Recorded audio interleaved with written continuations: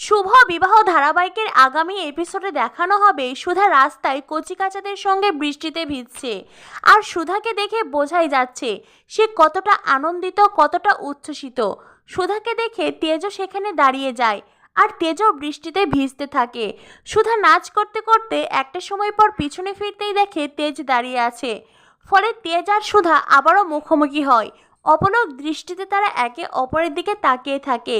বৃষ্টির দিনে এমন অপলক দৃষ্টিতে তাকিয়ে থাকতেই একটি রোমান্টিক দৃশ্যের সৃষ্টি হয়।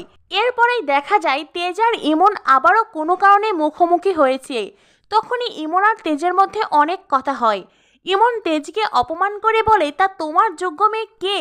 তখনই তেজ বলে, যেই মেয়ে মিথ্যাবাদী হবে না, লোক ঠকাবে না, যেই মেয়ের মধ্যে কোনো স্বার্থ থাকবে না, থাকবে সততা আর সত্যতা, সেই মেয়ে হবে এই তেজ বসু মল্লিকের স্ত্রী। আর আমি 1 মাসের মধ্যে একটা যোগ্য মেয়েকে বিয়ে করে তোমাকে দেখিয়ে দেব। তো বন্ধুরা, তেজ তো ভীষণ রেগে গেছে।